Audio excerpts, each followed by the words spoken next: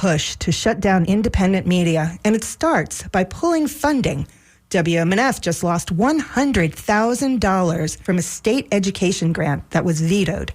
More cuts could be coming from the federal level, too. But we're not going down quietly, and we know you won't either. On Saturday, July 19th, we're holding a one-day emergency fund drive. It's our way of fighting back, not with anger, but with action, with people, with power, with purpose. The station has always belonged to the community. It's your music, your news, your voice. Let's keep it that way. Because together, we are WMNF.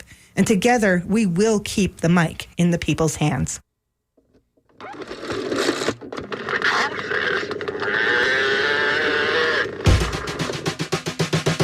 Walks like an animal, talks like an animal, must be an animal.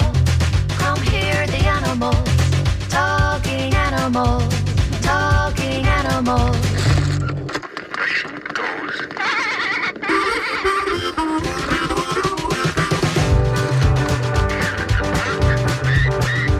It walks like an animal, talks like an animal, must be an animal. Come hear the animals, talking animals, talking animals.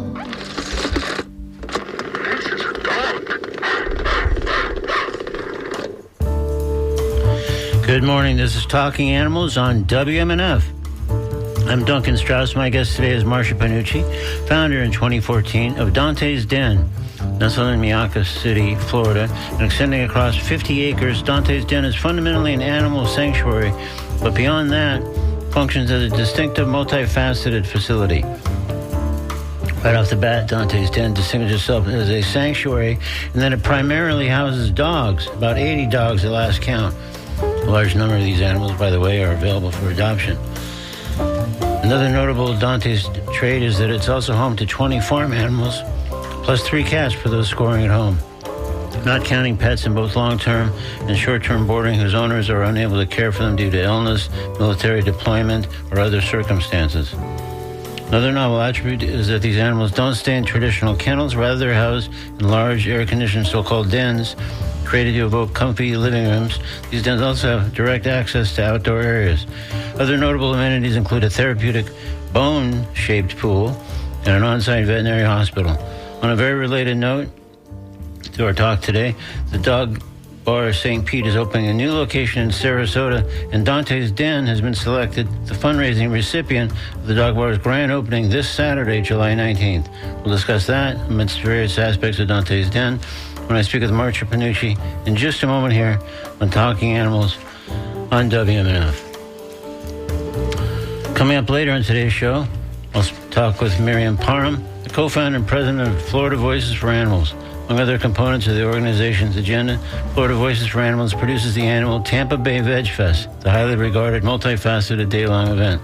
Last year, unfortunately, Veg Fest had to be canceled owing to the destruction and other problems brought by the devastating hurricanes. But Florida Voices for Animals recently decided to produce Veg Fest again this year. We'll hear details when I speak with Miriam Parham later in today's show. Right now, though, let's talk about the sanctuary known as Donte's Den with its founder, Marsha Panuce, with a reminder that I invite you to join the conversation by calling 813-239-9663, emailing DJ at WMNF.org, or texting 813-433-0885. Let's welcome Marsha Panuce to Talking Animals on WMNF. Good morning, Marsha. Well, good morning, and I enjoyed your little theme song there. Every one of those animals we have on the premises, I thought you were right there with me. Well, believe me, I wish I were. In fact, I was going to say that, you know, I'm excited to learn more about Donte's Den. It looks like a gorgeous sanctuary where I'd like to live, and I don't just mean if I were a dog, but I mean I'd like to live there right now as a human. Looks like a pretty gorgeous place to hang out. We hear that quite often when people come to take tours. The question always is, well, I can put my dog here, but can I come here? Yeah. If I could figure out a way to do that, I certainly would. But I thank you so much to you and to your audience for the opportunity of speaking about Donte's Den. You know, we all have dreams, and I had one. And it is rare. It is rare that your dreams can come true and you can talk about them. And that's my Donte's Den. And it basically started out as a need, a great need. It had been percolating in my mind for many, many years. My father and I, we would go and we would adopt dogs. We'd sneak them into the house so my mom wouldn't know. And then she would just have another bowl that she'd have to prepare. But, you know, my husband passed away, and I was left with 4 beautiful dogs that were our life. And all of a sudden, you know, you have that eureka moment that you say, oh, wait a minute, if something happens to me, what's going to happen to these dogs? Now, you have to understand that my dogs sleep with me. They can have any couch they want to be on in the house. They have areas that they can run in. I live on 9 acres, and they kick up their heels and so on. So you just can't give your dogs to anybody because a lot of people just don't get it. Oh, and yes, by the way, I cook their meals. So I got to thinking about, wait a minute, there's got to be other people in the same problem that I am. For sure. I should do something about this. Yeah. And, well, Marsha, I'd love to, you know, that's obviously where we're heading in our story. But what I was hoping to actually do, just because as we sort of noted at the beginning, it's such a gorgeous sanctuary and has this kind of multifaceted purposes. I just always figure someone who's launched this kind of a facility has some significant stories in her background to tell. I mean, further back than what you're doing now, surely about dogs, I'm guessing, but also maybe other topics too, because one or more things compelled you to create this glorious place. So if you don't mind, let's hold where we are right now. We'll come back to that in a moment if that's okay. But first, I'd like to hear a little bit more about the Marsha Panuce story. Like, where did you grow up and what did animals mean to you as a kid? Well, I grew up in the Chicago area, and dogs were very much a part of my life. Always had one.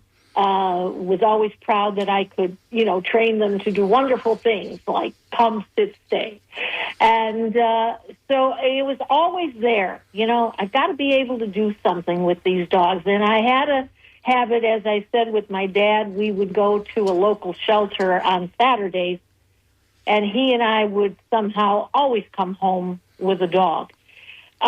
My career, however... So every single Father's Day, even if there was however many dogs that were on hand at home, that tradition just extended regardless, kind of? There was always a new dog on Father's Day? Oh, yes. You know, so, you know, it was a lovely memory. It was a lovely memory to have. Yeah, and great tradition for the dogs in the shelters, too, I would think. Oh, they were happy to see us come through the doors. I'm sure. But, you know, as life goes on, you go through college. I was always smuggling dogs into the dorm. And then, of course, you embark upon your career. And I had a wonderful career. I was a concert pianist for a great number of years in my life. Wow. And then I decided that, you know, I was tired of the traveling, and I embarked upon a business, a fashion business, and I actually got to live in Italy for about 5 years. I was delighted. Wow. But all the while, Duncan, I kept saying, there's something else missing, you know? Did you not have dogs during some of that time? Like, for example, when you were in Italy, were you sort of dogless at that point, or? Well, I was dogless as far as having one myself, but I would go to the shelters. Okay. In Italy. Not waiting for Father's Day, I'm guessing, in this case. No. Yeah. And, you know, I would see what they were doing, or quite frankly, what they were not doing. And you know, you kind of make these little points in your head. Oh, I think I would do this. No, I don't think I would do that. And, ooh, I should do something. But, you know, you have to work, and you have to make a living for yourself. So you can't just always jump off and do your dream. So I had to wait. So when would you say the seedling of that dream began? When did you say to yourself, hey, one day, I don't know when, and I got to keep working, and it's going to cost us some dollars, obviously, to get this thing launched that I kind of starting to see in my head. But someday I'll create a special place for dogs. Sounds like that was, in a nutshell, the dream. But I'm wondering how far back you started to have the beginning to that dream. To be frank with you, I think that kind of percolated when I was in college because I was forever bringing dogs into the dorms. Yeah. And I thought, hey, there's just got to be a better way. I have to do something about this. Yeah. And I do like speaking for those that cannot. And not necessarily the underdog, no pun intended, but, there are a lot of situations where you need to speak for someone. And I always felt that I could do very well with dogs. I would look into their eyes. I would see what they were thinking. And, I'm no wizard or anything, but I just always felt like, I can communicate with these animals. I truly can. So I would say as I started to think about it, it was back in, what would you say, my early 20s. But, as you point out, you have to work, you have to make a living, and you have to say, okay, when am I going to do this? And in the back of my mind, I said, well, I'll just work hard all my life, and then when I retire, then I'll do it. But, of course, fate steps in, and it doesn't always work that way. So this kind of expedited the realization of the dream, it sounds like. Yeah, as I said a little earlier, my husband passed away. And, it still was in the back of my mind, but I had other things to take care of. And then all of a sudden, I thought, wait a minute, I've got these 4 dogs, and who's going to take care of these dogs? My parents were already gone. I had no siblings. I was an only child. And I thought, oh, boy, this could be a terrible situation for my dogs. I can't leave this earth knowing that they're not well taken care of. And so you continue to think about something like that. And, of course, as you would well admit, if you want to get something right, do it yourself. Yeah, for sure. And so that's when I really started saying, wait a minute, I think that I could come up with a plan. And that's really how Donte's Den came about. And, of course, Donte was this PhD standard schnauzer that I had. And I said, he deserves to have the accolades because he took care of me. He took care of my husband when my husband was so ill. I'm going to make it named after him. He deserves the accolades. And I take it he was whip smart among his other attributes. Well, he was a PhD in fur. I figure that means he was pretty bright. Yeah, for sure. Yeah. Yes, he certainly was. And so, of course, I started thinking about, okay, what could I do? What niche could I fill? And, there's a lot of rescues, Duncan, and many of them are very, very good at what they do. But I just felt like there had to be something else. And I started thinking about this lifetime care. Who's going to take care of my dogs when I'm gone? And all of a sudden, that idea just came right up to the forefront. And I said, I think I could do an assisted living type environment for the dogs. And that's really how Donte's Den got started. Really interesting. So really, if I follow, even though you were a lifelong dog person, it really was, sadly, I guess in some ways, when your husband passed and you started mulling over like, hey, what if, God forbid, I went unexpectedly or soon or whatever, and I got these 4 dogs sitting here that need to be looked after. And that just kind of spurred the thought more in a more direct focus, it sounds like, about the dream that you had kind of nurtured for some years prior to that. it all became very clear, Duncan. You know, sometimes your brain gets a little foggy. You have all of these different thoughts going in, but they're not necessarily prioritized in the order that you would want them to be. Yeah. But somehow, when I started thinking of that, all of a sudden, all the pieces just started falling into place. So I knew I was on the right track. So tell me, let me actually, just in case people might just be tuning in a bit late, let me let them know this is Talking Animals on WMNF. I'm Duncan Strauss. If you did just tune in, my guest is Marsha Panuce, founder of Donte's Den. Distinctive sanctuary in multiple ways that we're going to hear more about in just a moment, including that it extends across 50 acres in Miami City, Florida. Primarily houses dogs, but it's got a lot more to say for itself as well, which we'll get into. So if you'd like to ask Marsha a question about Donte's Den or offer a comment, please call 813-239-9663. Email dj@wmnf.org or text 813-433-0885.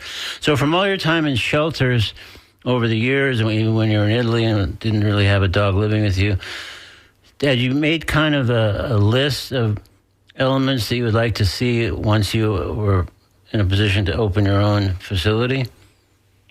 Yes, and I think that the overarching theme that I kept coming up with was dogs need to be respected. Everyone needs to be respected, but especially the dogs. They are not second-class citizens. You know, everybody says, oh, my dog is part of my family and what have you. Well, that's great. Now, just because you said it, you've got to live it. And what I did see in a lot of the rescues at the time, you have to remember it goes back, it was that the dogs were, they were thrown in, you know, some cages, and they were, in many cases, they were deplorable conditions. And you could see the personality of the dog, the eyes. The eyes are what get you. And those eyes would not necessarily look at you. They would be looking at the ground. Their heads would be hanging. Their ears are down. And it breaks your heart when you see something like that, because you just know that to some extent they've given up. Yeah, they're defeated. Yes. And, you know, that's very hard for someone like myself, because that is the absolute opposite of what I want to have happen. And you know, Duncan, when the dogs started coming into Donte's, I would see that. I would see the dogs walk through our doors, and the heads were hanging, and, you know, they wouldn't look at you, and, you know, you'd put your arms around them, and they would stiffen up. And, you know, you just said, I did to myself, I'm going to change this. This needs work, and I'm willing to give the time. And so that's how we began. And I began with going to rescues that I knew in the area of Miami City, in Sarasota, Manatee counties, and I went to death row. And I said, I'll take all those dogs in death row. And so pretty soon I was filling up, because, as you can well imagine, there's a lot of those dogs in that position. For sure. What, did you already have a facility at this point, or were you still working on that? I found the land in 2011. We took about a year and a half to design what I wanted. I didn't want it to look like an institution. Mm-hmm. I wanted it to look like a home. These dogs were coming into a home-like environment. Yeah. And we built in 2014. We were very fortunate. We were built in 10 months. Wow. And we took in our first dog in February of 2014. Ironically, that dog's name was Donte. Not the Donte we know? No. Not the Donte we know, but another Donte. That is a pretty incredible coincidence, I have to say. Yeah. So, but any dog named Donte gets, I'm sure, a special entree and special treatment, even if they're coming along now, all these years later. A star on their den, yeah. That's great. Well, so that I mean, because that is that is one huge parcel of land.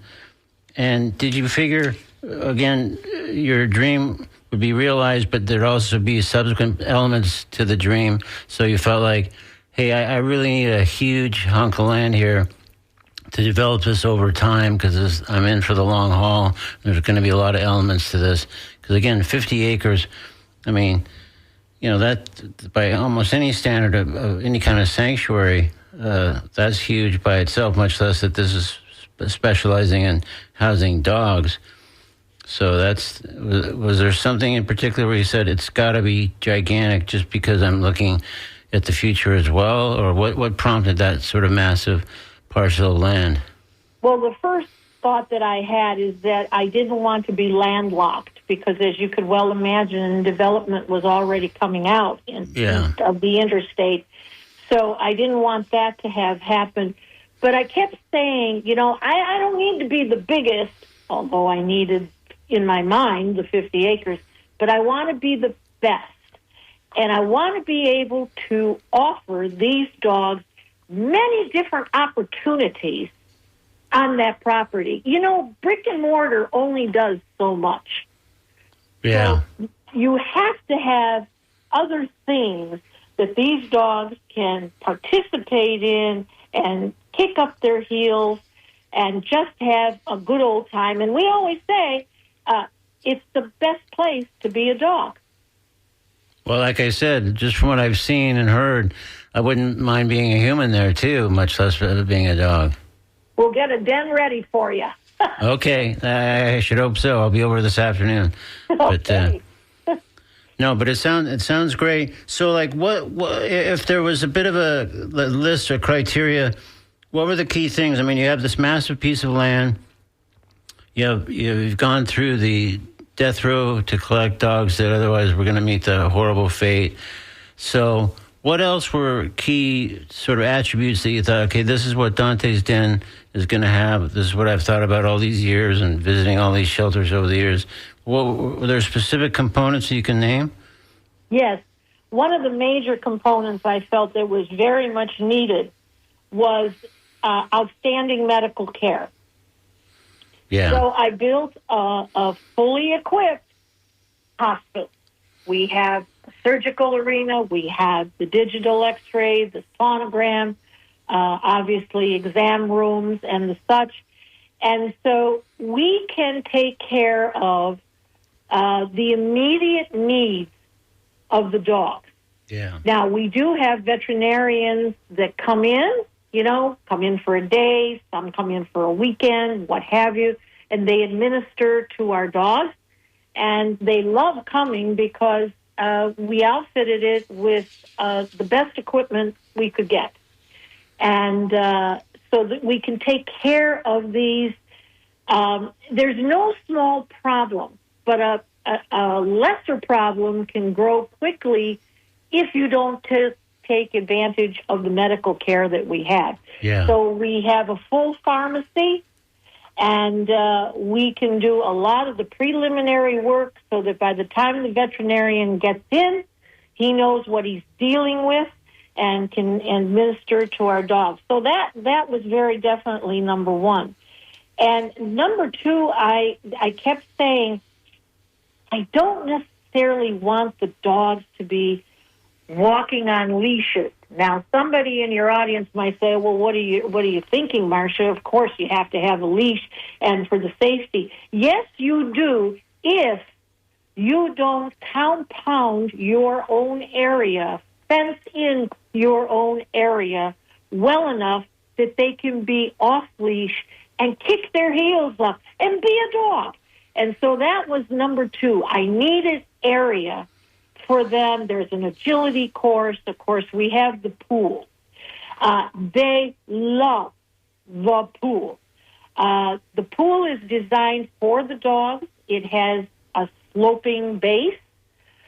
There's little fountains in it.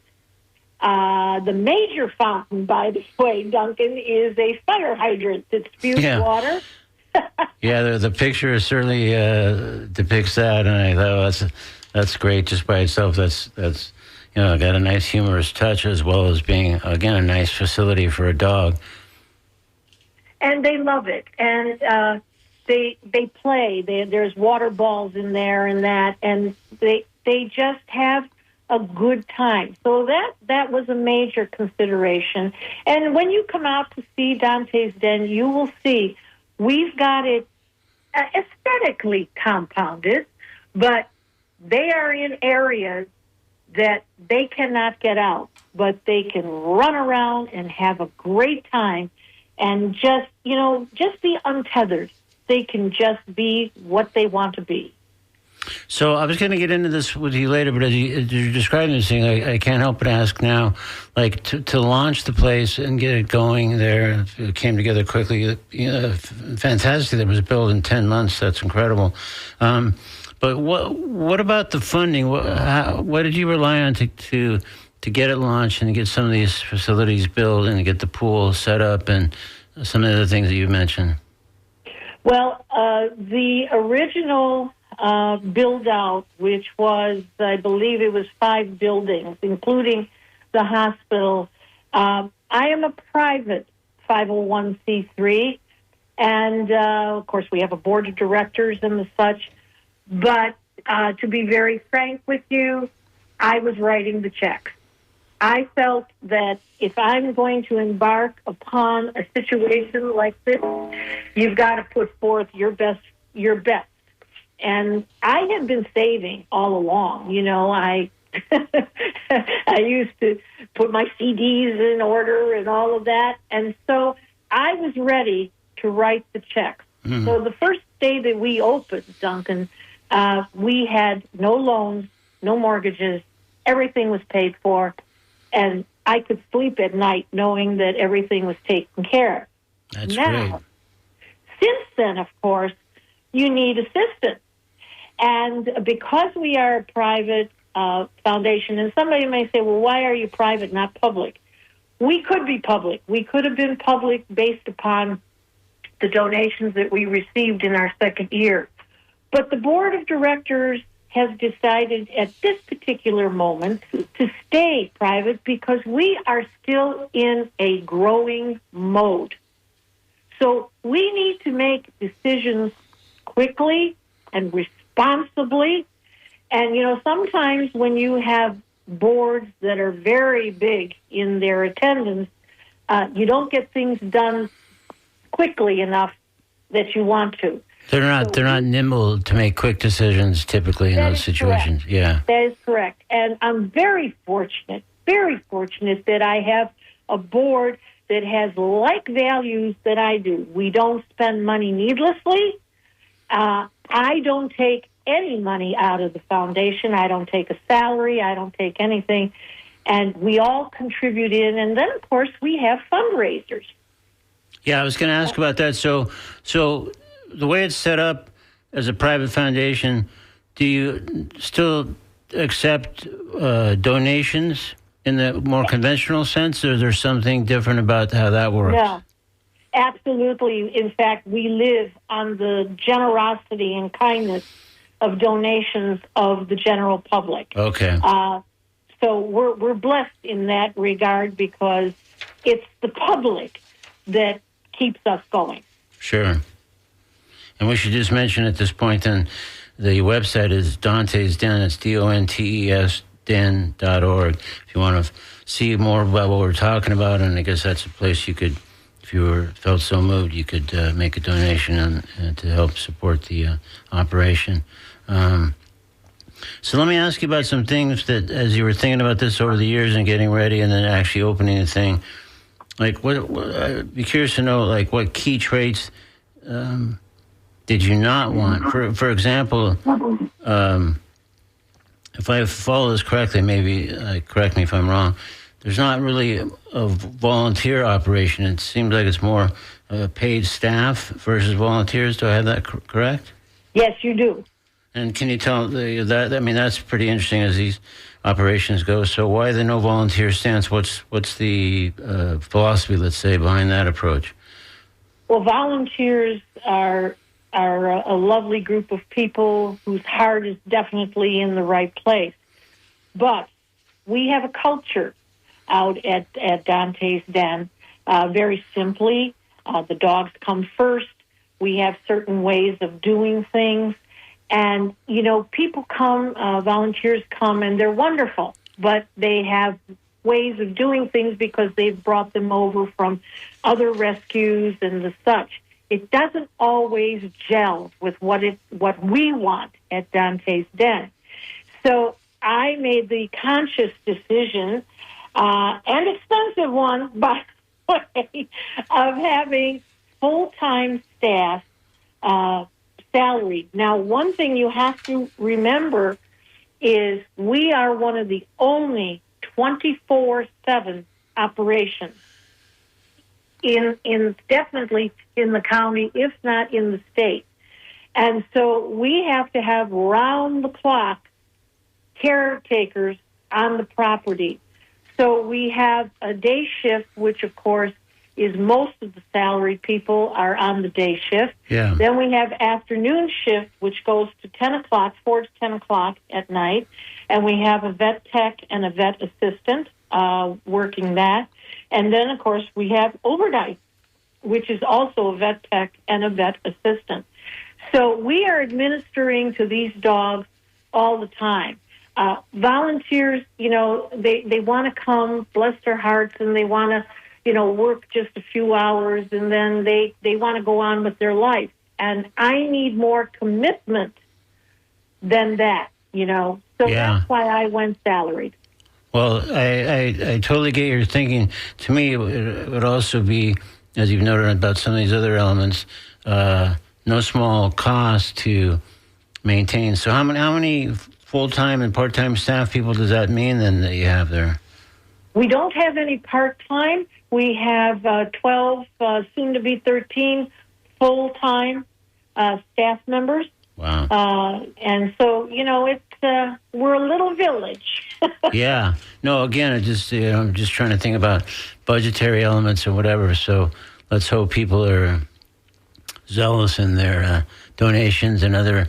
Do you rely on other sources like other grants or other things that you rely on besides just the donations that at this point? We just rely on, again, the kindness and the open-heartedness of people who pledge money to us. A lot of them like to sponsor a dog. We love that because they can pick a dog out of our group and they send a monthly stipend for Roxy, for example, and we show them, what did Roxy do this month and so on. So it works very, very nicely. And a lot of people have done this sponsoring of a dog because some of them, as we get on in age, we get a little elderly, we choose not to have a dog. But that doesn't mean that you don't love a dog any less. You just physically can't have a dog. So they come and they sponsor a dog with us, and they get the enjoyment out of that. I got you. And so, well, let's find out a little bit about some of those dogs, because some of the dogs are available for adoption, correct? I mean, you can sponsor a dog, as you just noted, but some, I guess, are available to be adopted if there's a match that's made between potential adopter and the dogs on hand at Donte's Den. Is that correct? That is correct. And we have a pretty strict policy on adoption. We have people come in. We try to be matchmakers. Yeah. Because if we do it right with the people, we're not going to see the dogs come back. They're going to go to a home and enjoy. So we meet with the people 2 times, maybe 3, and we watch the dog at all times. Does the dog go to the people? Are they afraid? Are they happy? Whatever. Usually the dog picks its new owner. It rarely fails. And then we go and we make a house visit. I always say we don't care if you have dust 5 inches high. What we want to see is, do you have a fenced-in area? Do you have an area for the dog to be in? Are you prepared to take the dog? And when we see that, then we make the adoption. Well, so tell me some Dante's Den dog stories, and meaning some dogs who live there that are available for adoption. Maybe their history or their path to Dante's is particularly notable in some regard. Well, most of our dogs, Duncan, are probably within the weight range of 40 pounds to maybe 70. They're considered, the middle of the weight scale and so on. I every now and then I get some smaller dogs, but it's mostly the dogs in there. And, we are not breed specific.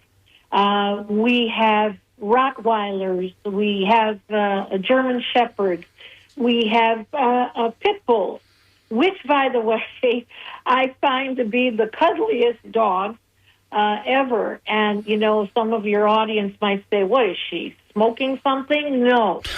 Pit Bulls in the early 1900s were the babysitters for the aristocrats for their children. For sure. This was the most wonderful dog. Unfortunately, unscrupulous humans got a hold of this dog and turned this situation upside down. But I can tell you that the pitties that we have at Dante's Den absolutely are as cuddly and affectionate and loving as you can possibly get.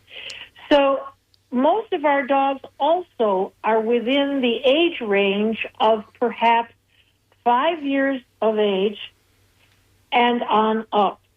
Mm-hmm. We have a lot of senior dogs at the adoption center. We have an adoption center, and we have the dens where our boarding is done. We do a great job of boarding. I want to certainly get into that in a moment, too, because that's a really interesting element of Dante's Den.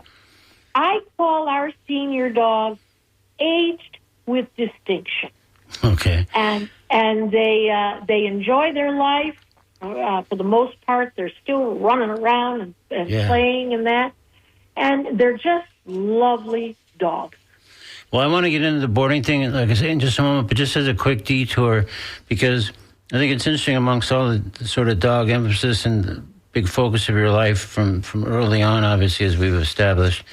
Fill me in on some of the farm animals who live there and why you felt like, hey, it's mostly about dogs, but I'm going to have some farm animals here as well.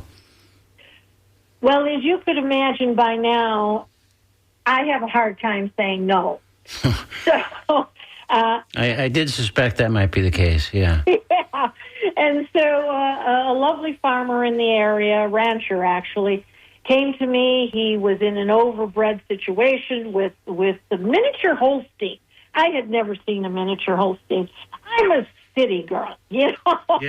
So he said, could you please take these? I know that they will be happy at Dante's. So, I prepared large paddocks for them, and here they came. And I got a bull by the name of Salvador. I named him Salvador, and he is the most wonderful creature you have ever met in your life. Wow. And 5 females followed. Well, Salvador took care of that situation in those flats. The females think Salvador's wonderful too, I'm guessing. Yeah.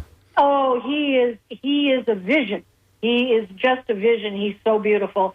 And so now we have 21 miniature Holsteins, of which he can be very proud of. He's the daddy of them all. Wow. And then this very same rancher came to me with the most pathetic-looking donkey I think I've ever seen. And he said, this donkey has been neglected and abused. Marsha, will you please take him? Because I don't have the time. I said, yeah, sure, let him loose. Well, he was so abused that for the first year and a half, he would not even come to me. And I called him Hee-Haw because as a child, if you want a little secret about Marsha, I never played with dolls, much to my mother's chagrin. I always wanted stuffed animals. Don't give me a doll. And I had a donkey that I named Hee-Haw. Okay. And so I looked at this donkey and I said, "You're going to be my hee-haw." So out she went, and she knew her job right away. Her job is to take care of the cows, to protect them. But I couldn't get her to come to me. And one day I was driving by the paddock, and I just happened to have a box of vanilla wafers in the car. I don't even remember why. And so I grabbed a few, and I walked over to the fence. Well, she came running, and she wanted those vanilla wafers, and that's how we broke her fear of humans. So now, of course, you can't get past her unless you have a lot of vanilla wafers. That's the magic potion, I guess, is the vanilla wafers. The magic bullet is right there. Yeah. Cool. Well, we're sort of nearing the end of our time, Marsha. And again, I want to let people know this is Marsha Panuce, founder of Donte's Den, a distinctive, as we're hearing more and more, a sanctuary spanning some 50 acres, primarily housing dogs, but also farm animals, and a donkey that loves vanilla wafers and all kinds of other things. We're going to get into briefly their boarding arrangements and that they offer. And so you're invited in our final moments. If you have a question or a comment for Marsha, you can call 813-239-9663, email dj@wmnf.org, or text 813-433-0885. So tell me, I'm interested in the boarding component. Why was that important to you? And it sounds like there's various elements of it that... It was important to me, Duncan, because I too have seen a lot of boarding facilities, some better than others. And I felt that I wanted to give peace of mind to the owners, because that's what we need. We need peace of mind. So we started boarding dogs, overnight, weekends, and so on. We have had dogs up there under our Semper Paw program, which is when the military goes on deployment. We take their dogs, could be the first responders. We've had dogs up there 3 years. The owner has missed the whole puppy situation, and we've enjoyed it. And then they come and they pick up their dog. But we do board. People go on cruises. They go away for their vacation. And we invite them to bring the dog bed. Now, we provide beds and what have you, but a lot of dogs want their own beds. And I'll never forget the bull mastiff that came, he was all huffing and puffing, and he went to his den, and here came his couch and his chair and a picture that we put up on the wall for him, so it looked like his room. Perfect. That's great. Cool. We're almost at the end of our time, but I'm going to try to work one quick phone call into this conversation as well, if we can. Hi, you're on Talking Animals with Marsha Panuce. Yes, I have a question. Please, go ahead. On the male cow that's there, the bull, and the babies that the cow is having, is this bull not going to be neutered, or is there going to be unlimited breeding? Marsha? Salvador will be neutered, yes, but at this point we keep him separate from the females. He was there to start the initial herd so that we would have some mothers, and then he will be neutered, yes. As well as we do have some other bulls, because we didn't have just females. We had some males. They are all going to be neutered. Oh, that's good, because otherwise you'll be overrun with cows after a while. Yeah, they're well on their way now, it sounds like, but it sounds like there's a bit of a method here, so I appreciate the call. Heard now. And you can come in, by the way, you can feed them vanilla wafers. I'm sorry? I say I'm a firm believer in spay-neuter, because that's how we keep euthanasia down as well, and for the health of the animals. That's right. Thank you. To spread the word. Yeah, no, I appreciate it. It's a very good point, and thank you so much for your call. You're very welcome. Thank you.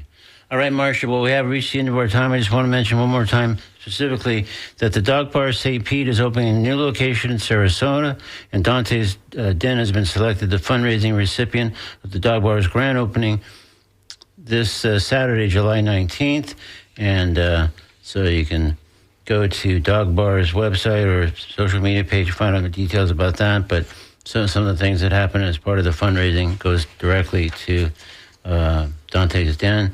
So that's great. And Marsha, thank you so much for joining us today on Talking Animals. It's been really fun hearing all about Donte's Den, and I appreciate the kind work for dogs and sort of other animals, as it turns out, that you've been providing for all these years. Thank you so much for the opportunity to talk to you about my dream, and I invite you and your audience, come on out for a tour. We'd love to show you Donte's Den. All right, that sounds great. Thank you so much. Thank you. In a moment, I'll speak with Miriam Parham, who leads Florida Voices for Animals. They produce Tampa Bay Veg Fest, and that event is coming back this year, so we'll hear more about that in just a moment on Talking Animals. Right now, though, we're going to step into the comedy corner with Zoltan Kazaz and this piece that was part of a piece, actually, we put together called Cats Part 1 in today's Comedy Corner on Talking Animals on WMNF. I really am a boring person when I'm home. I just hang out at the house. I hang out with my cat. I got a cat named Jessica. Thank you. I'm a cat person. Are there any other cat people out there? Yeah? Got some cat people here? Nice. I'm guessing the rest of you are dog people. Is that what it is? Yeah, I'm not anti-dog. Yeah. Every time I tell someone I'm a cat person, like, what does that mean, you don't like dogs? No, that's not what that means. It just means I like other people's dogs. I like dogs, I just like them over there. And I'll play with them, but then go back over there. I don't like that kind of energy in my house. You know what I mean? That annoying dog, best friend in your face all the time energy. Just like, yeah! I love you. You're home. Where have you been? It creeps me out. I don't care for that. I don't like that at all. Just in your face. Like, you want to go out? There's a tree. I know this tree. You want to hang out at this tree? What if I just keep breathing into your face? Ugh. All the time? No, thank you. That's why I like cats. Cats are more like, hey, what are you up to? Never mind. I just remembered I don't care. I'll be in the kitchen. I'll see you later. I like that. I don't need a best friend at the house. I just need like an apathetic roommate that sometimes wants to hang out. That was Zoltan Kazaz in today's Comedy Corner with part of a piece that we're calling Cats Part 1, taken from an appearance on Dry Bar Comedy. Now it's time to speak with Miriam Parham about Tampa Bay Veg Fest. Spoiler alert, it's coming back, baby. Let's hear more about that by welcoming Miriam Parham back to Talking Animals on WMNF. Good morning, Miriam. Good morning, Duncan. So nice to hear your voice. Nice to hear yours. Thanks for joining us again on Talking Animals. So I'm sure most people listening probably are familiar with Florida Voices for Animals, but on the off chance there's a few that maybe not be, maybe you could just give us a 2 or 3 sentence overview of what Florida Voices for Animals is and does. Sure. Thank you. We are an animal education group. We've been around since 1989, and we try to keep people abreast of current events relating to animals and what they can do about it, such as trying to help stop a black bear hunt right now, and doing educational events throughout the Bay Area and close by. Okay, great. So another get involved and do something. Yep. Yeah, and another, of course, key undertaking of Florida Voice for Animals is Tampa Bay Veg Fest, which, wonderful acclaimed event going on for many, many years. I was trying to remember that just before you came on the air. When was the first one? What year was that? 2010. We had it at the Curtis Hickson Park in downtown. Yeah, that's right. And back then, why did FVA decide to create this event? Why did it feel it was important? Well, we felt that it was a great way to promote local businesses, and especially restaurants and even shopping areas that provide vegan options. And we felt it was good to have people that were vegans to be represented, and having speakers, some local and some from out of town that people may know, that can help promote the message of plant-based diet, protecting the environment and reducing animal suffering and improving people's health. Well, that sounds great to me. And, of course, I've loved the event, as many, many have. And, again, it's been praised, on many levels, and people have been flocking to it for years. So not to be depressing, but let's touch on why last year's event was canceled, because since we have some good news to report. Absolutely. Well, unfortunately, we had 2 hurricanes that came back to back and affected a lot of our volunteers, some really key players, even several board members who had damage to their homes, and some people who lost cars, and just so much damage to the area. And even from the city of Tampa, word that they could not guarantee we'd have full power back, just a couple of weeks before. So we were in a very, very sad, heartbreaking decision that we had to make, and there was no alternative. We just could not proceed with that event. So many people that it's required for volunteers and vendors, and we knew a lot of people were impacted, so it broke our hearts. But like you said, good news, we're back. Right. So in the vein of Save the Date, we can say that it is coming back, and it's going to be held Saturday, November 8th from 11 a.m. to 5 p.m., Perry Harvey Senior Park. So what programs and activities do you expect to be offered? I'm sure largely similar ones to past years, but anything you want to highlight in that regard? Even though I'm sure you're kind of assembling the... Absolutely, thank you. We really feel that we had a wonderful program planned. We had amazing vendors, and we're working to try to reconnect with everybody. We're even trying to reconnect with all our sponsors. Most of them are stepping right up. Many of them had rolled over any support. So we're trying to get as many of the speakers and cooking demo, especially the local restaurants that we were trying to promote, back. So we're still in the process of confirming all of those. But I know at least some of the speakers that were coming last year have confirmed. So good. So some are carrying over from last year's lineup. Correct. Oh, great. So Okay. There's some changes. Do you want to say those who are confirmed, or you're reluctant to do that today? I feel pretty comfortable just confirming that Crystal Heath, a veterinarian who also is an activist, and it's amazing in trying to help educate people and help animals in need. And Tim Kaufman, somebody who has a very, very interesting story, and he's a frequent speaker at many conferences because of his journey battling addiction, chronic disease, and obesity, and how he lost 200 pounds. So those two should be great stories. So I feel pretty comfortable that they're coming back. And our food demos waiting to still, with restaurants, it's really, really hard, but we're hoping to have at least 2 out of the 4 that were scheduled to be here last year. So right now it's great that we're holding the date. People put it on their calendars and just know that we're going to do the live music, the yoga, cooking demos, food samples, and Kids Zone, and pretty much everything that we were having last year we hope to bring back. And as much as we can, I'd like to say bigger and better.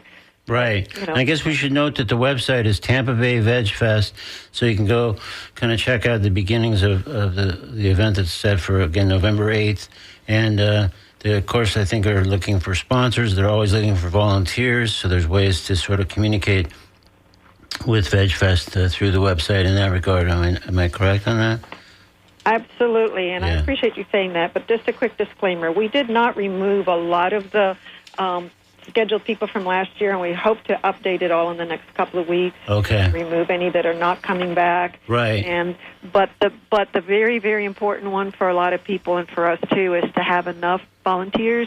And if you go to the website, the volunteer section, and click on the says click here to read, or sign up, is live. That is correct. And so people can, peruse it and see what areas they might want to volunteer in, because we need lots of volunteers to make this happen.